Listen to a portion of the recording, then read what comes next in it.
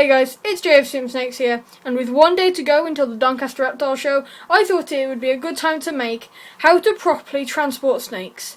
Now, if you're buying or even selling snakes at the Doncaster Reptile Show, you're going to want to know how to properly transport them to and from the venue.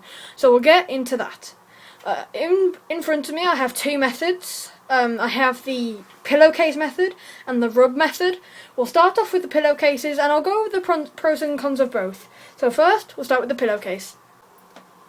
Okay, so the pillowcase method is perfect for snakes like Coco, my 1,100 gram female royal python. So let's say you pick this girl up from Doncaster.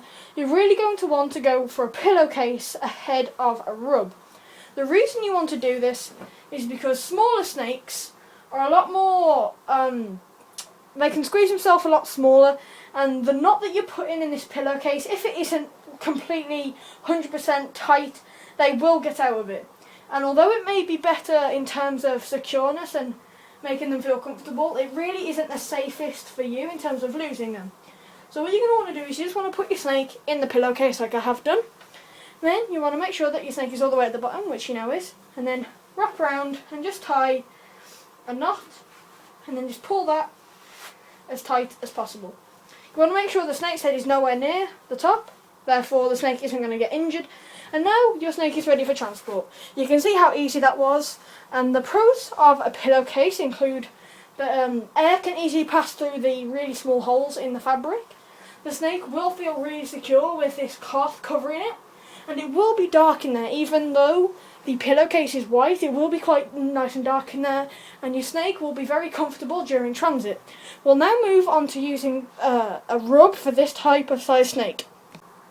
Okay, so let's say you've just gone and bought this 1,100 gram royal python, however you didn't bring any pillowcases with you. What else could you use? I would recommend using something like this 5 or 4 litre rub. It depends on the size of the snake. If you've got an 8-foot common boa, you might want to try using a pillowcase rather than a rub, because they won't make rubs as big.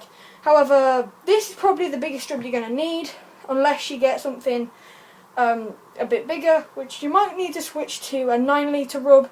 However, anything bigger than this, you pretty much need to be using a pillowcase. Now, the pros of using a rub like this is that, as you can see here by putting her in, it's got two very secure clips. Now the snake is not going to escape from this. There's no way she can get out. I mean, both sides are securely locked in place, and because you always run the risk with a pillowcase of the knot coming undone during transit, and that's something that you really don't want to happen. So at least with a rub, you know that your snake is locked in place. I would always say put a few air holes in, which I've got on this side. And also, in here, you should probably make sure that you keep it in a dark place in your car, because in here it lets a lot of light in. Obviously it's all transparent, so it lets a lot of light in, and your snake could be getting quite nervous on the way back. So I'd recommend that you either put a cloth over it, or you keep it in a dark place in the car, such as the boot. Also with these, the snake isn't going to feel too secure, because obviously there's a lot of open space around it, whereas in the pillowcase a lot of it's touching the snake, so it'll feel secure. So I would genuinely go with a pillowcase, unless your circumstances meet the needs of this next snake. Okay, so let's say you go to Doncaster Reptile Show, and instead of buying an 1,100 gram royal python, you buy a 50 gram milk snake. Now this snake will be absolutely lost in here. It will not know where to go, and it probably runs with how small these snakes are and how small of a space they can fit through. You'll probably have a very high chance of the snake escaping through the knot. Now if I put her in here, there she is at the bottom, providing that there are no holes in here, which I don't think there are, and I tie this up and I leave her in there, there is a very high chance that she's going to work her way through that knot if you do not tie a perfect knot. Now even getting her out, I'll struggle to find her. There she is. So I would definitely not recommend using a pillowcase for a small snake, unless you have something like a pillowcase that's about 10 times smaller. I also wouldn't recommend using a rub that's like this, because as you can see, if you put her in there, she's she's got a lot of space around her. She's not going to feel secure at all. I mean, with an 1100 gram royal python, she's going to be filling most of it, but as you can see, she could probably live in that enclosure.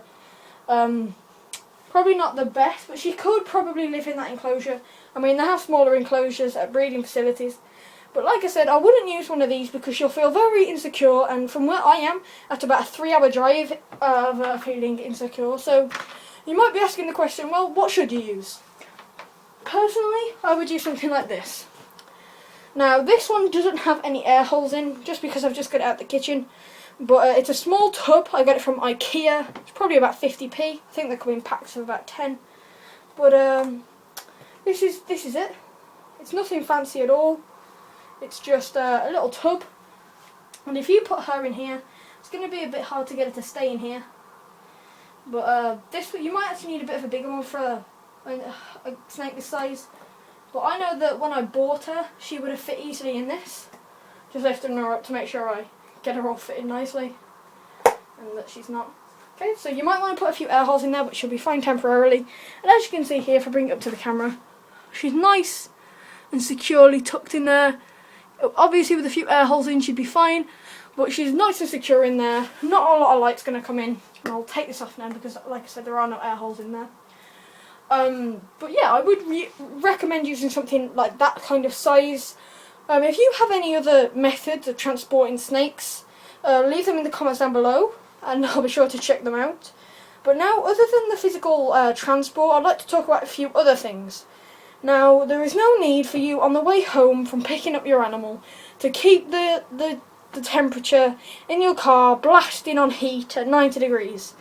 These snakes will be fine for a 5-hour drive at 60 degrees Fahrenheit.